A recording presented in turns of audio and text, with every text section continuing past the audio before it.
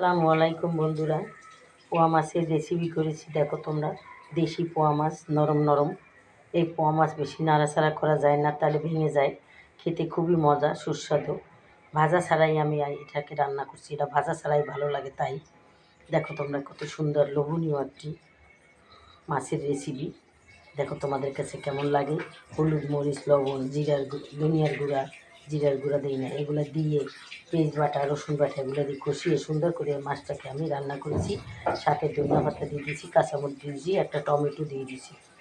দেখো তোমাদের কেমন লাগে। যদি ভালো লেগে থাকে বন্ধুরা, তাহলে অবশ্যই আমাকে একটা লাইক করবে, আর লাইক দিবে, আর আমার চ্যানেলটাকে সাবস্ক্রাইব করে দেবে, আর একটু শেয়ার করে দেবে বন্ধুরা, প্লিজ। এটাই তোমাদের কাছে অনুরোধ।